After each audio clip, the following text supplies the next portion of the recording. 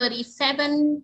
And okay, good afternoon, everybody. A very warm welcome to Dato' Rama, KLCK President, Mr. Muhammad Hafez bin Kamaruddin, who is the head of Strategy Division, Hrdf, Mr. Tamil Selvan, our Deputy President, all right, our Vice President, the one and only lady, Dr. Nawamani Ramachandran, and then our Honorary Secretary General, Mr. Nivas Raghavan, Mr. Kumaraguru Muniandi, who's our Honorary Treasurer, and the KLCK Management Council members. I know there are quite a number of us here, and also all our dear participants, right?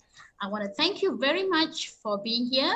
Welcome to another Zoom Town Hall session organized by KL and Selangor Indian Chamber of Commerce and Industry. Thank you for your time here. I'm Maria, council member, as well as the moderator for today. Okay. Now, to start this session, I would now like to invite our president, Dato' R. Ramanathan, to give a warm welcoming speech. Dato', over to you, Dato'. Thank you, Maria. Your moderation was very, your, what do you call it, opening or your emceeing was very nice. No, thank you. Good afternoon, everyone. Mr. Muhammad Hafez bin Kamaruddin, Head Strategy Division, EXCO members, council members of KLCK. For some of you who do not know anything about KLCK, we are a 93-year-old chamber. We are one of the oldest chambers in the country. In fact, we were born even before MIC, the Indian Political Party. This shows the amount of contributions our chamber has done for the business community, Indian business community in Malaysia. We are actually formed mainly to take care or safeguard the interests of the Indian business community.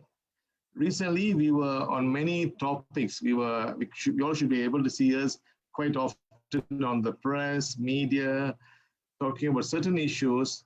And like, for example, recently, the MCO2, the textiles were not allowed to open. So we came up very strongly. We made representations to MITI, MKN, we came on media. We said it should be open because it is not going to affect or going to increase the COVID. Because with strict SOPs, they should be able to run the shops properly. Otherwise, we have about almost 1,500 textile shops. They all were going into a very bad shape. So we actually spoke for them. And finally, the government opened it up. And we also spoke for the restaurants.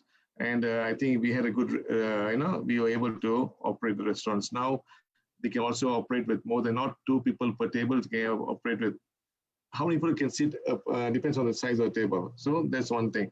And then we also spoke on the TRRF fund from the Bank Negara. See, last time they gave 3 billion ringgit only. Now we emphasize the importance of another extra 2 billion. And I think the government has been, our Prime Minister has been very kind enough to extend that too. And now the latest issue which we are fighting for is the COVID vaccination. Now the government has started, our Prime Minister has already got vaccinated, and all the frontliners are getting it.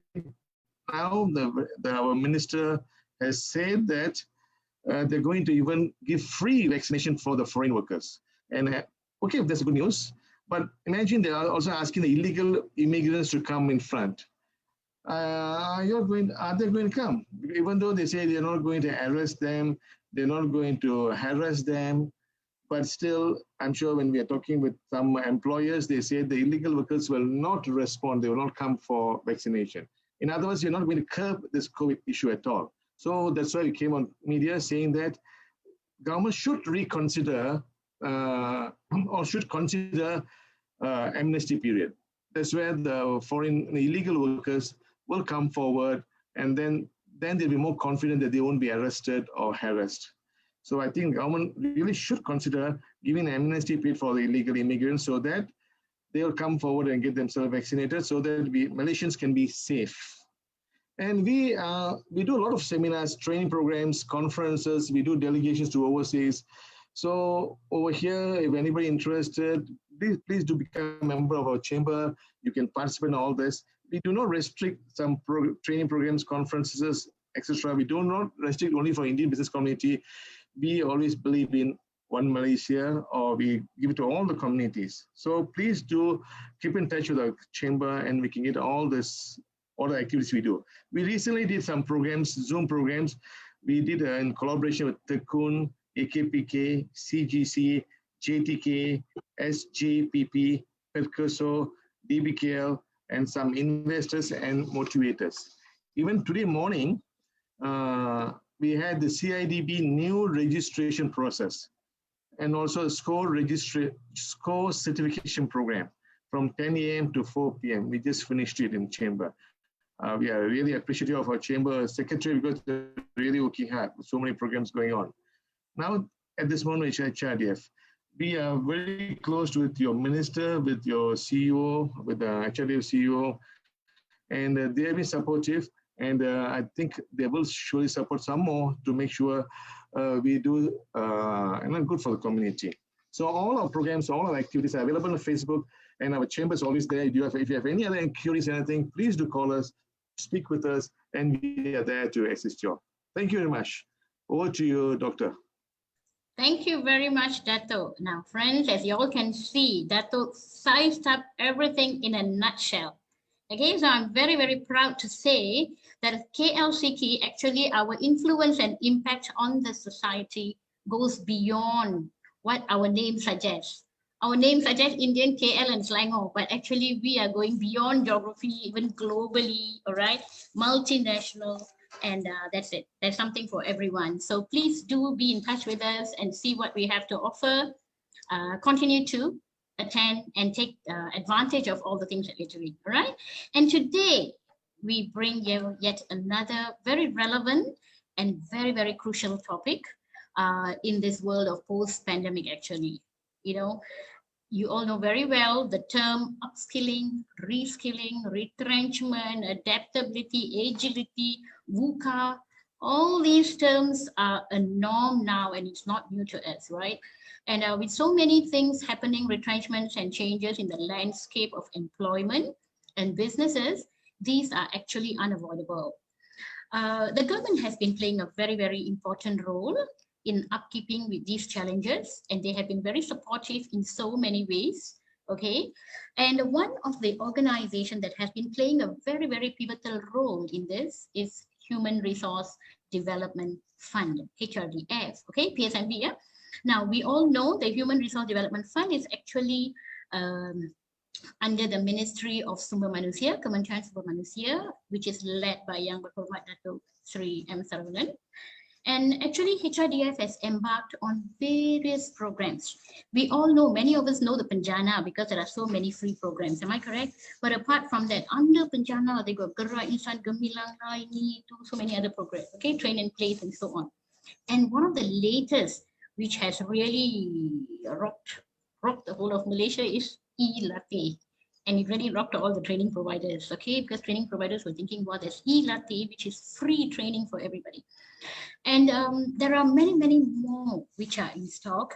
And I think we have got the right person with us. And I must tell you, today at about 3 o'clock, they even launched the HRDF webinar series, okay, which saw participants, nearly 1,000 participants were there, and it's still ongoing until about 5:30.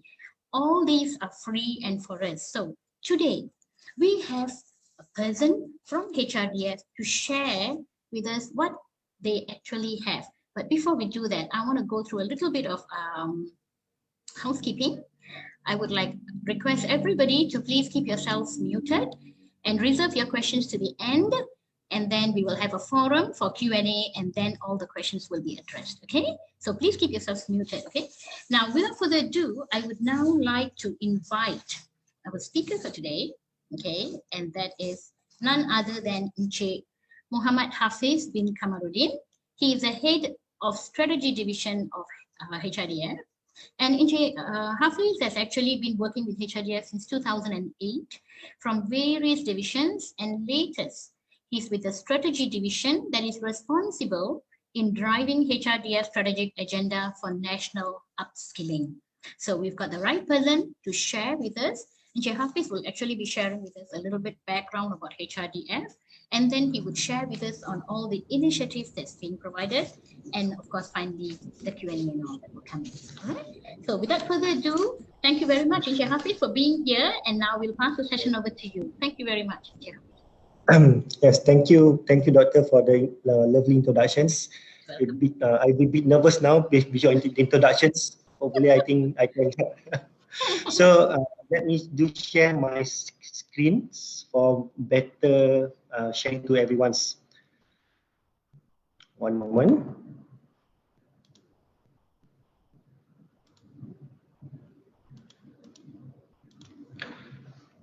All right. So hello everyone. Good evening to everyone. My name is Hafez. As per introduced by Doctor, I'm now heading the strategy divisions. I have just allow me to do some simple introduction about myself. Again, Muhammad Hafez bin Kamaruddin. You just can call me Hafez. I think I've been working here with various departments, starting from the training grants, later on to the HPC, and now back to the strategy initiative and strategy divisions. So for start, let also me introduce about HRDF. I believe, I hope everyone is aware, very well versed about HRDF. However, do allow me to do also some simple sharing. HRDF is also known as Pembangunan Semua Berhad. Is an agency under Ministry of Human Resources that have been given the mandate to catalyze the development of competent Malaysian workforce. We are the leading body to administer the training fund for the private sector covered under our Act in upskilling and reskilling Malaysian talent. As for the purpose of our role and our establishments, our vision, mission and values is for sure to ensure every Malaysian is trained. And to drive that, we have to spearhead the learning and development of Malaysian workforce with the value which I think is supposed to be important to drive whatever mission and missions. And our brand promise for sure for the people, in everything we do support the people, which I think the people is the main driver of either organization or the country towards any developments. The progress, and also last and not least the progress. So, as a background of HRDF, some simple outlook based on our current coverage. As of now, since 2001, we have covered about 33,000 employers, which from three main sectors, which are from manufacturing, services, and mining and quarrying. So, with the total of 63 subsectors, we have covered about 2.5 million Malaysians from the total current workforce, which I believe is supposed to be about 7 or 8 millions. And from our establishment until now, I believe the main purpose of the establishment is to encourage the and development of the employees, which I think we are now at the level of 80% of level utilization, meaning say that employer now is very active train their own employee based on the scheme or whatever value proposed by HRDF. And also as of now, total up, we have approved about over 16 millions of training places for all Malaysian as a development opportunity. So in line with whatever agenda, vision, mission hold by HRDF, I believe we have developed our HRDF training master plan. It's a holistic upskilling and reskilling master plan to further enhance Malaysian workforce in their current or future job. Focusing to both reskilling and upskilling, we do have four main pillars. Catering to pre-employment, employment, post-employment, as well as learning ecosystem and landscape. Whatever we did, whatever our initiative will be drive based on this pillar. It depends on the descriptions and the outcome. It can be upskilling, reskilling, entrepreneurship, employments, talking about the trainer developments, ensuring the landscape itself to support whatever initiative done by HRDF. There are lots of methodology being made by HRDF and also targeted to the focus and group as well as focus industry. And to drive whatever our master plan, we do develop our training initiative, which we currently have two main initiatives focusing on our levy schemes as well as HRDF strategic initiative. Okay. I will yes. The slides, do you have Hafez? Is that Yes. are you still the first slide? You are. No, I'm at oh okay. Okay, yes. I at my slide number 4 already. Oh, I see. Okay, so we are still at our first slide. Would you mind moving it? Change it slide? Yes. I will try to yes, present. Put it in the presentation mode would be better. I am doing that actually. Oh. Is it okay now? Yeah, can you make it in the presentation slide mode? Yes, I am. Where you are? I am now.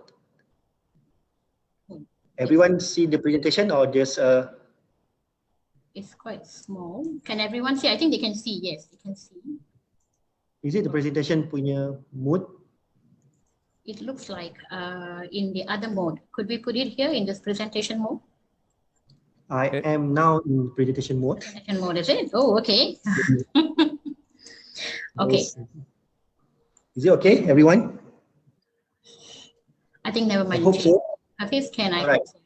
So I will continue some of my sharing about my sharing about HRDF training incentive. Okay. As per my early explanation, we do have two main focus. One is focusing on HRDF levy schemes, and the other is talking about HRDF strategy initiative. Let me start with HRDF learning levy schemes, which more on employee-centric, focusing on business perspective. This is for all our registered employer. Whenever they register with us, we do encourage them for them to plan as well as to apply whatever training that focusing to their business plan, company performance related, for them to sustain their business, as well as to ensure their productivity is increasing from year to year. So we do allow our employer to apply whatever assistance, not either for training or to set up internal training facilities. We have currently about 10 schemes to supporting this under our HRDF levy schemes. As everyone is familiar, I do hope everyone is familiar with our SBL, which sooner will be focusing more on SBL HAS and so on. Our main source of funding for this levy schemes is focusing on HRDF levy, where I believe whenever employer registered with HRDF, they have to pay the levy by monthly basis, where this levy can be claimed back from their employees developments and learning and developments. Other than that, we are also responsible in supporting the national agenda. So towards that, we have our HRDF strategy initiative, which we starting, I believe, back in 2015. Since everyone is a bit familiar with HRDF, everyone is also familiar with our consolidated fund and whatsoever. So to support the national agenda, which to drive towards whatever needed by the government in the current or the future needs, we have developed various of initiatives by three main principles, which are cost-sharing principle, employee-centric, as well as outcome-based.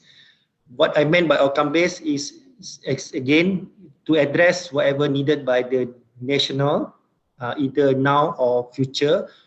Everything drive by strategy initiative will be based on the outcome.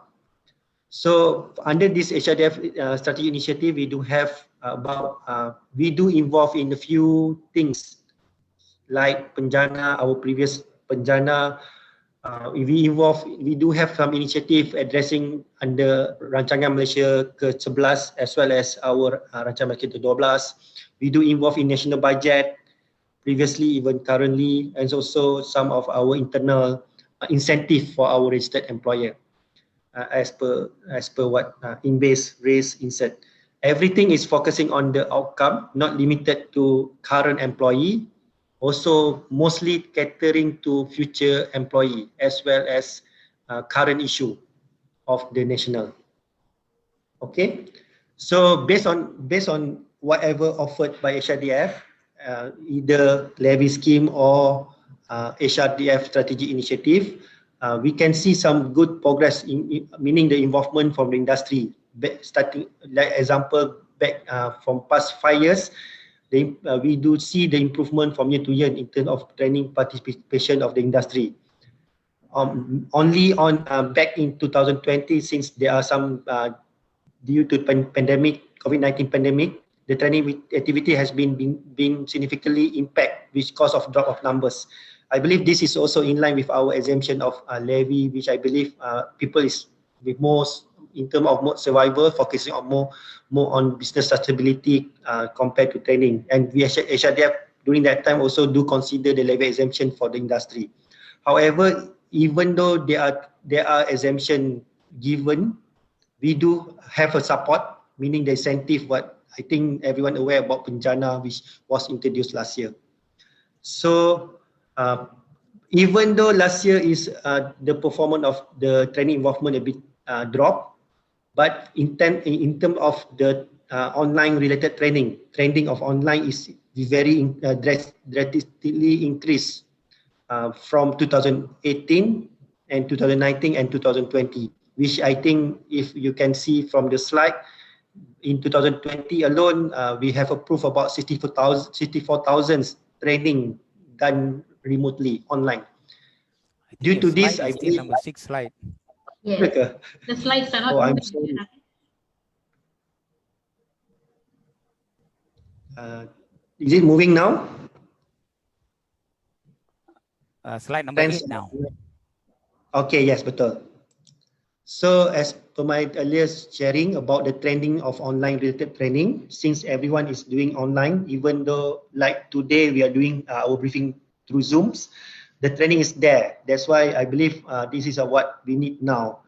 Due to this, that's why our new initiative which we launched last month need to support whatever need by the either the Malaysian especially, we do introduce e-latih, is to provide unlimited free training courses as part of our effort to Malaysian during this difficult period of combating the COVID-19. This is Malaysian, I believe it's supposed to be first Malaysian learning aggregator platform which offer all Malaysians unlimited access to more than 200 free online courses. We start with 200 courses, which currently we have increased the numbers up to 350 based on our collaborations with Minister of Higher Education or all other agencies, and we give this opportunity to everyone to have free learning at no cost, to have unlimited access, to have the courses that learner-centric courses, and also some of the personal professional development courses, and also I believe most important thing is talking about the mobile friendly. The courses itself now as of based on the numbers, we have about over 36,000 registered Malaysians through the portal, which actively participates in whatever online e-learning courses offered by the portal itself. So beside the online thingy, as everyone aware, last year we have introduced our Penjana HRDF. There are 5 main initiatives for Penjana HRDF, focusing on the current needs of the industry since last year, to recover from the economic break during the COVID-19 pandemics. So the focus more on to increase the employability of Malaysians. So there are 5 main under our HRDF. What we call place and train is a employment job placement opportunity to provide employment for workers by participation in value-added relevant training courses required by industry. And as well as that, beside that, we also have B40 development as well as Gerak Insan Gemilang to support the income creations initiative. We believe. Hafez, is your it slide okay? is not moving. Slide moving. I'm a bit confused now.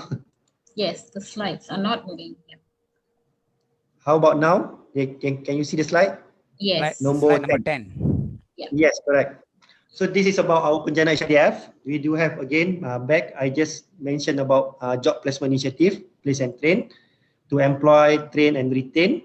We do have B40 development as well as Gerak Insan Gemilang, focusing on income creations. We do where those participants who participate in these courses can be able to earn income either through entrepreneurship skill or do some freelancing businesses. Besides that, we believe for employers to retain the employee, we do have SME developments focusing to SME. And last and not least, we do have upskilling reskilling initiative focusing on industry revolutions, meaning IT type of courses. From last year initiative, based on fund which we receive from the government, which we are also support in terms of the funding, we have approved about more than 80 over thousands Malaysian to participate in this training, which are currently still ongoing up to June to 2020. So this is our last year initiative, which I think for this year time around, we will do continue some of initiative which will focusing more on employability, since there is in line with our newly set up National Employment Council, which are chaired by our YB, Yahmad Bomat PM himself, addressing to employment issue. Not limited to HRDF, there are also other agencies involved such as Perkeso, under My Future Job, from MITI, MOHE and others, which the main initiative to drive 500,000 employment for the year, for this year itself. So last and not least, I think is it my last the slide moving. This is slide number 11. Some of our value propositions, I believe, other than whatever we did, Ilate, either penjana or other, we do have a lot of other value proposition which are in the pipeline process, which we intend to introduce this year. There are some ecosystem, support system to support whatever initiative we drive to ensure the outcome of whatever we did. And beside that, based on our value propositions, there are a few things I believe is for as employer is good. Why employer have to be registered with HRDF because of these 5 main value propositions. So first thing first, I think is a access to the structured training budget. I believe if we are as a driver in the learning system, we will provide advisory, some of the guideline for employer to drive better learning outcome of the employee in supporting the company needs and also productivity. Beside that, from time to time, we do have strategic incentive, as explained earlier, which as to support some of the agenda which are needed either by our stakeholders, not limited to a registered employer as well as to Malaysian and also anyone involved in our learning ecosystem, including the training providers. Besides that, we do have our consultation and advisory which are always ongoing. Even though we are working at home, you can always contact us in terms of not limited to training advisory. We do have also advisory in human resources as well as job opportunity and placement. We are also in the midst of developing our industry skill framework, which should be used by the industry in order as a guideline for development of individual. It can be a career pathway for those involved in working in the sector based on our skill framework. And last and not least, for sure, we will recognize those who are very actively involved in human capital development. And those who are recognized, I believe, is supposed to be a value add for the company itself, either to tap for either in whatever initiative driven by HRDF. I think that is all from me talking about the sharing. I hope it's a simple one, cater whatever need by everyone, hopefully. So I back to Dr. Maria for the Q&A. Okay, thank you. My apologies for the technical error. I speak like everything is okay because my view is okay. However, again, I apologize. No worries, Encik Hafez. I was wondering what the technical issue was actually, but no worries. I think people, they understood what you were trying to say. Basically, I think, Encik Hafez, just to wrap up what you have shared, what is HRDF all about? What are your backgrounds? And then you have also highlighted on some of the initiatives that you have actually have for both for employers as well as for the individuals. And one of the interesting thing that you were also sharing is on the levy schemes, where we have business sustainability, business productivity, because normally when people say HRDF, kita kaitkan terus kepada training. But here you are saying there are also other benefits that you have also have in HRDF, especially for employers who have registered themselves with HRDF, right? And you shared finally on your value propositions, whereby when you come in as a HRDF employer, what are the benefits you will have? I was just doing a very quick survey in our chat box just now, just to find out how many of us here are employers. And I think a few of them who saw, and we have about a couple of them, about 5, 6 of them who said, yes, they are employers. For the benefit of employers, Encik Hafez, can you just clarify once again the criteria to become HRDF registered employer, and why should they, maybe you can elaborate a little bit on that? Yeah. Okay, for the employer currently, as per my presentation just now, we do cover three main sector, which are from manufacturing, services, as well as mining and quarrying. Under this sector, there are about 60 over subsector. As for example, most of the manufacturing company are covered by us. Meanwhile, services, there are about 40 over services, such as aviation, telecommunication, hotel, F&B, and so on. And other is mining quarrying. I think for sure is about mining quarrying as itself lah.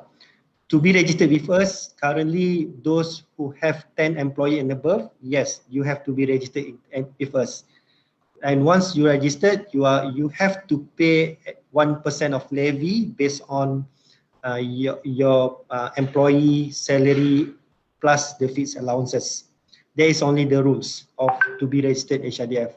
HRDF have a plan to expand the act, which I think is subject to the decision of ministry as well as the higher management. But we do hope we can cover everyone, so everyone can entitle whatever offered benefit from HRDF. Okay. So you are saying that currently is 10 employees and above is mandatory, Right. isn't it? It's mandatory Correct. to register with HRDF. All these funds will be used for the benefit of training. And that's why you answered my second question, because there was this rules. They were saying that as long as you have a company, you have to contribute to HRDF levy. There was such a thing. It's not confirmed yet. Yeah, it's not. This is in the pipeline, but I think will be soon lah. We will announce it soon. Will be announced soon. All right. Okay. Thank you. Now, just to check, okay, Hafez, just to clarify, training is one portion. The levy can also be used for other areas of business. Am I correct? Would you be able to elaborate how many percentage can be used by the company for anything else apart from training? Okay, thank you. To answer that, I believe is still training related. However, is to support the ecosystem of the training itself. For example, we do allow employer to set up their own training rooms, to purchase the training facilities, either the LCD projector, the smart TV, either the latest technology, as long as supported, is needed for the training itself. Besides that, it's not just limited to the furniture.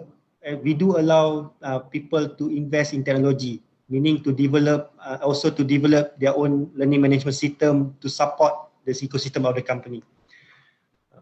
And then last and not least, I believe we do allow as well employer to renovate to renovate the rooms needed for the training to transform it to the training facility purposes. So there is some of the example what we allow employer to tap from us once they become our registered employers. Okay. And I think there's a guideline of about 30% which can be used for this purpose, is it? Yes. As for the guideline, yes, it's up to the 30%. Talking about if for the purchase of training equipment, it's up to the 30%. Meanwhile, for LMS or IT, there are some regulation is up to a certain amount which we allow, up to 25,000 or 20%, something like that. All right. Now, I would like to just open up the question to the public. I think Mr. Selvam, our Deputy President, would you like to ask the question? Unmute and ask will be better. We can hear your voice. Good afternoon, Mr. Hafez. Yes, good afternoon to you. Wonderful presentation. Even though it was brief one for the limited time given to you. I have two questions. Okay, number one. Sure. I think last 2 years ago, there was apprentice program and it was halted for some time. It was stopped for some time. Will it be reactivated again? This is number one. Number two is the SBL and SBL HAS programs are still ongoing. Can you just let us know on this state? All right. So to answer the number one, we still allow apprenticeship programs. However, it's not limited to our PSME apprentice. If everyone is aware, we previously we do have apprenticeship, PSME apprenticeship, which we develop the content together with JPK. But as for now, we do still allow apprenticeships, but not limited to our PSME apprenticeships. It can be SKM driven, if everyone aware pasal CJ Kemahiran Malaysia, or it can be industry driven apprenticeships. Because as everyone know, now the main agenda is towards employments. One of the employment opportunity is through apprenticeships method. So yes, we will do encourage apprenticeships even for this year in line with whatever need to drive the employment agenda. That is to answer number one. And for number two, we currently SBL is ongoing. However, starting April onwards, we will only introduce SBL HAS. I think there are two main different. There are not much different between SBL and SBL HAS. Only that SBL HAS is supposed to be registered program. We have pre-checked and pre-approved the courses, which we make things more easier for employer as well as the training provider. Meaning say that especially those who have concern on the cash flow. So this SBL HAS which very much help during the time lah. So starting April onwards, we only have SBL HAS, but for now, still SBL is still there. But I do encourage everyone to proceed to SBL HAS. If you are the training provider, do register with us. And if you are an employer, I think SBL HAS is supposed to be a best options for now. Okay. All right. Thank you very much for the question, Mr. Selvam. Thank you. Mr. Hafez? Just to Yes. ask a little bit more, who can I learn for the apprentice program? You can liaise with Hafiz Kamaruddin, which is me lah. Yeah, then Right. I will make an appointment. Please your contact. Yes. I think I look forward for some collaboration with the chambers as well to drive the agenda, some of the employment agenda. My company is registered with Hrdf. We have done apprentice program 2-3 years ago, but it was also we would like to do it. It was very beneficial to the employers. You know, the apprentice program. Yes. Okay. Another thing is those SBL HAS you say continue. Is the SBL HAS programs approved previously? Is any changes, or we can just continue? Those yang yet to expire, is continue as what it is. Those who have already expired, because we have duration of SBL HAS is up to 3 years, 3 years durations. So those yang expired, you have to re-register with us lah, re-renew the process. But now, since we are starting now, I was informed the SBL HAS registration is FOC, is free of charge, compared to previous where we charge about 300 ringgit for 3 years. So I think this is good opportunity for everyone to start to register SBL HAS. For each program, actually. Yes, can we correct. please Yes. soon to meet you in HRD? Boleh. Everyone can get my contact from the organizer sahaja. I believe they have my contacts. Okay, thank you very much. Thank you, Mr. Sozam. Just to follow through a little bit on that question, there was a circular saying that the SBL house is going to be frozen after 31st of December 2021. So that doesn't stay anymore. Am I correct? Yes, Doctor. However, I think there is a in pipeline, just to share everyone, because we are starting with to make sure every program is registered. So the SBL House is the platform for us to start to register every programs.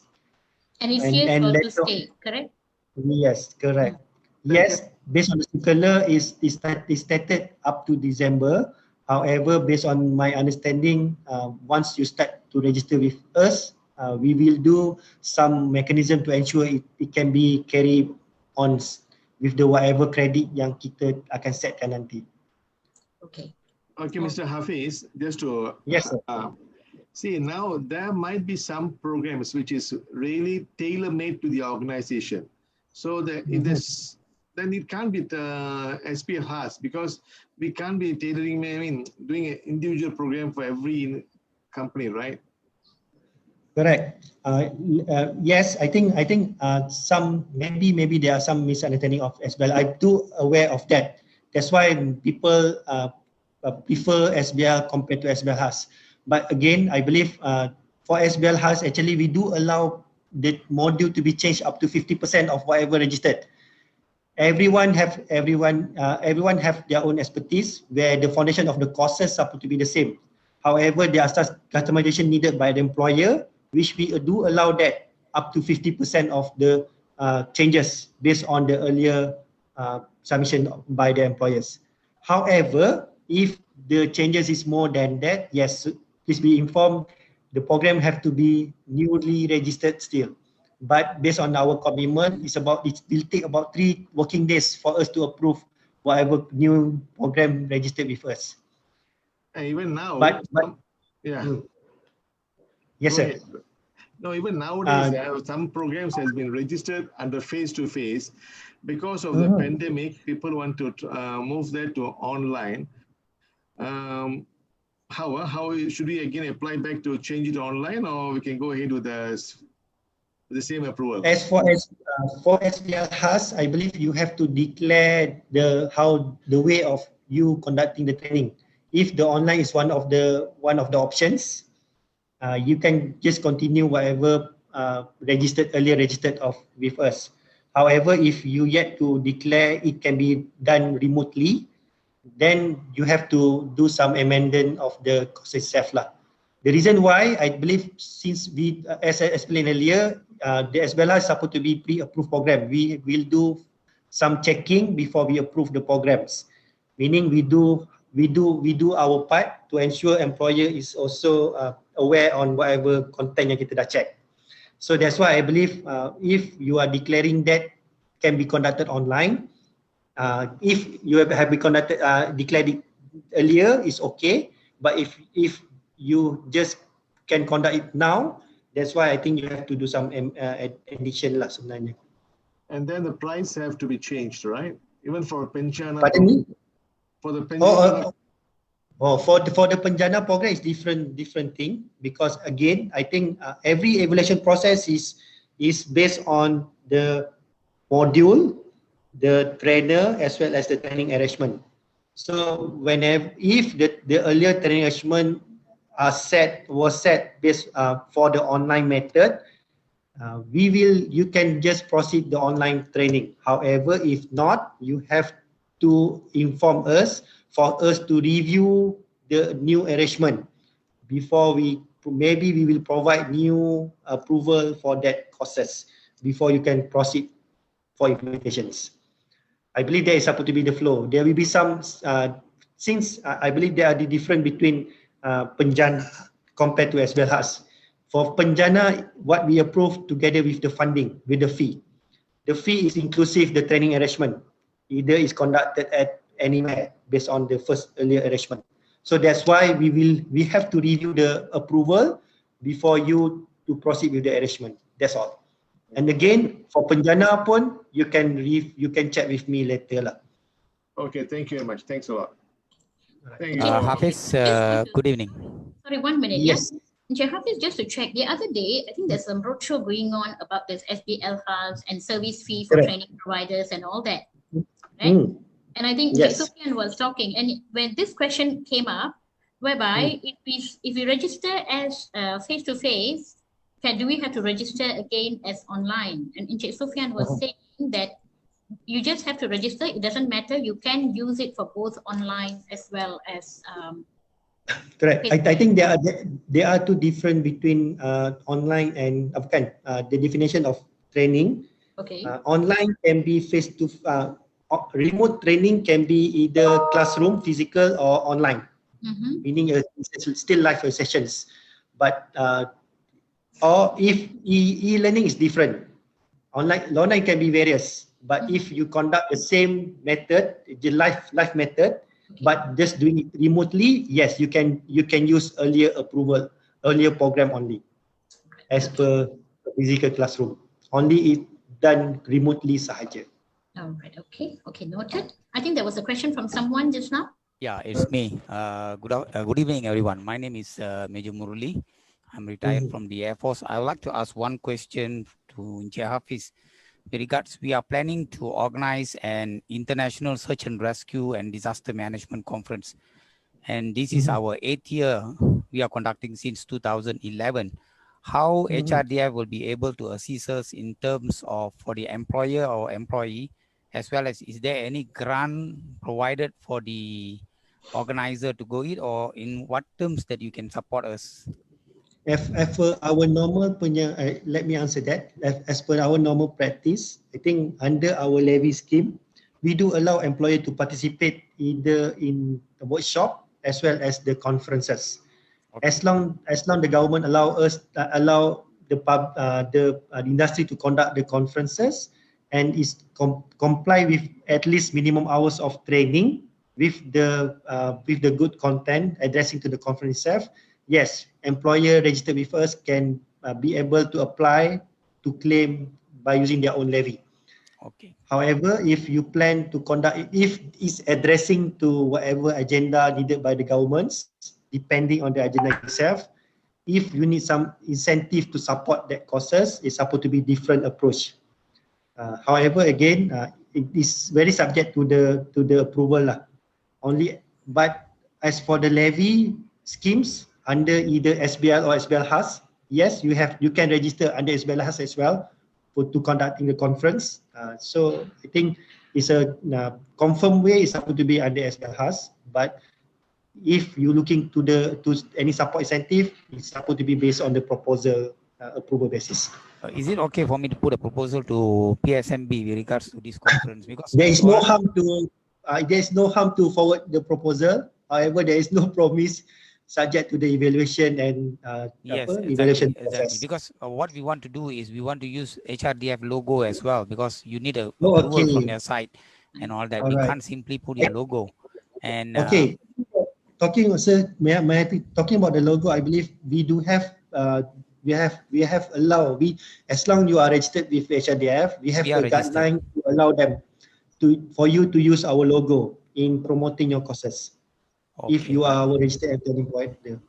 Even though it's a conference, right? Yes, as long you are compiling with our guideline, it should be okay. All right. Okay. Thank you. Thank you very much, Hafez. Okay, there's one more question from Lisa. I think there was a question from you, Lisa. Would you like to unmute and share the question? I just wondering because I think that the MKN did say that meeting allowed. So just wondering whether training also allowed to do. Okay, I believe based on yesterday punya announcement, we are allowing training starting from fifth, right? 5th of yes, March. Correct. At the PKP area. Meanwhile, those like PKP, CMCO, we have allowed that now already. So to rentas daerah, they still need any letter approval and all that? Yes, for rentas daerah still, for those yang memang bekerja sahaja, not suka-suka. Okay, all right, okay. Okay, I hope that question is answered, Lisa. There's another question from Mr. Tamil Selvam. Mr. Silvam, would you want to ask this question? Yeah, Mr. Hafez. Yes. This year, 2021, is there the budget approved for this year for new Pencana scheme, and when is the deadline to apply? Yes. Thank you. Okay, just to inform, as for Pencana is our last year punya initiative. For this year, it's supposed to be Prihatin. But however, we are finalizing still some of the guideline. However, we will announce it soon, somewhere in March, hopefully, once it's approved. However, just to give some heads up for everyone, again, as per my earlier explanation, we will address employment issues. So whatever our initiative, which funded by government, supported by government, we should address that issues. So soon, do keep in touch with our portal for latest updates. Definitely, thank you. Hafez, I have one more question. Like, what about the insert scheme? You know, there were some programs which were approved under the insert, and can we still continue with that, or is it like can't use it anymore? I think, right. Sorry to inform. Whatever initiative we develop is subject to the funding, available funding. As for the insert, based on our current availability, we don't have any allocation for that as of now. However, if there is a good courses, we might continue based on the needs basis. I foresee this is good, but somehow I can't give any promise as of now. Okay. Because I find one of the challenges, we put on some nice proposals, everything we take so much of trouble to approve, and then it comes frozen and the whole thing, of course, the program is there, but people are looking forward. So there's no continuity to it, I find. The same won't happen to SBL, right? The SBL is here to stay. Am I correct? Yes. It won't happen to SBL. Correct. Okay, all right. Thank you. Are there any other questions, everyone? Are there any other questions? I've got one question. Good evening, everyone. Hafez, I've got a question. Is the Train and Place program still ongoing? For those who have been committed before under Pencana, yes, it's still ongoing. But we as per our last week announcement, we not receive any new proposal until we do announce next proposal submissions. Okay. So I think again has heads up. Place entry is addressing the employments, which there will be higher percentage for us to continue the place entry. Who is in charge of Train and Place program? I'm heading the divisions who in charge. So again, but somehow I will connect you with the specific person nanti. Okay. But you can with me first. Okay. Can we have your contact details? Sure. Do I have to share, or Maria want to share later? The secretariat will share with them, and I can share it. No worries. Yeah. Thank you so much. Yeah. Thank you. There's another question from Lisa. Lisa, would you like to ask the question?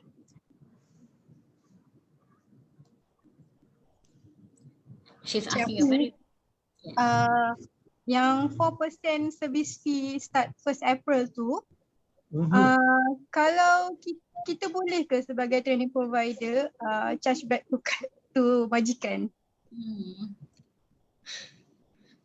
Kalau tanyaan memang tak boleh. Tapi whatever sebab final claim will be made to you, not to majikan. So based on our any future value added services which we will offer to you, I believe it's supposed to be okay for us to charge the 4%. So it means, so to answer you memang tak boleh lah. So it means as a TP we have to bear the 4%, is it? Yes. Looks like it. We can't charge it to the employer, but I think betul. one thing now that you're moving into SBL cars, and they don't have to fork out any money, isn't it? Okay. Correct. Again, macam I cakap tadi lah, sebab I think if you attended few engagement, our instant employee will be getting bigger. So, and everything kita akan push to SBL HAS. So we do have a lot of funding for strategic initiative, which also benefited all the stakeholders, not limited to employer as well as to technical providers. I believe there are lots of other benefit you can gain just with this only 4% yang punya cost. Okay.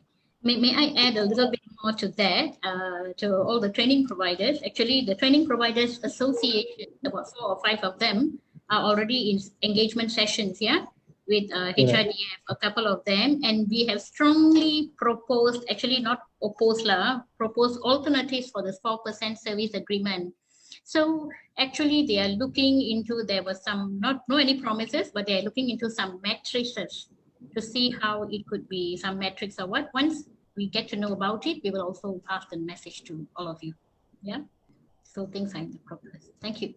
All right. Any other questions? Anybody? Anybody else? Hi everyone. My name is Sheila. I'm from COIS, COIS Affluent. We are training provider as well as a learning partner for Shell Malaysia. So I do have a question for Encik Hafez. Encik Hafez, this is back to Penjana initiative, So previously, as you say that there's no more continuation of Penjana and it's going to be Prihatin. However, whatever that we have submitted previously under Penjana, for our company, I think we have submitted under B40, Place and Train, as well as there's one more scheme, GIG. So all of it, when we submitted, we have also submitted potential participants, those who are really interested to attend the program.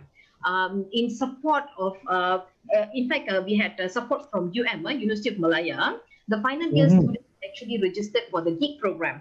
So after submission, we have actually called many times, we've sent many emails. Until today, there's no news about it. We have no update, In fact, students who ever registered, even the deans, they actually followed up with us asking what happened. But we were not able to give them any answer because we didn't hear anything from HRDF. So now my question is, we will know any status update of those submitted previously, or no? It's a closed case. How is it? I think just again, yes, I please sorry for the communication issues. We're handling a lot of proposals. There are more than 10,000 proposals.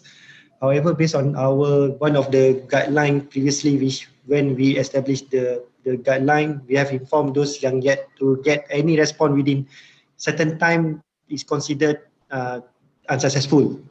Meaning say that whatever pending proposals, yes, as of now, semua tu memang tak berjaya. Right. However, there will be a new submission platform. I believe we learn from whatever apa yang kita buat. We will improvise the communications, especially. So we try our best to do communicate the result to everyone lah. Either they approve ke, tak approve ke, and whatsoever.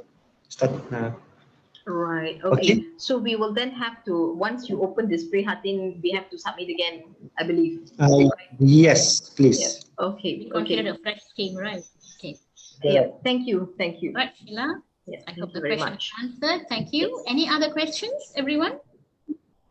If there are no other questions, the time now is 5:35, and we can bring our session into conclusion. And I want to thank everybody for attending the session. And maybe can we have our Deputy President to just say some closing remarks? Mr. Tamil Selvan? Okay. I wish to thank especially Mr. Hafez from HRDF to give this question answers was very interesting. Yes. I think many training providers should have participated today. I think with all your experience, Mr. Hafez, I think you could have given them a lot of solution and answers, but it's okay. I got the answers what I needed. So, me too. Thank you very much. And I also like to thank all the participants today to spend your time, and please spread the news that all this information given by HRDF rep to your other training providers or whoever your employers to participate in HRDF programs. And continuing with our today's event, we will also invite you all for future events to participate. And thank you very much again, Mr. Hafez, and also HRDF to agree to share today's event. Thank you very much. Thank you, Mr. Selvam. Thank you for the closing remarks. And once again, thank you, Encik Hafez. Thanks to everyone who have participated today. Thank you, Dato' Rama. Thank you, the Vice President, for attending. And everyone, thank you very much. Have a good day. We shall announce sesi bersurai. Okay, bye.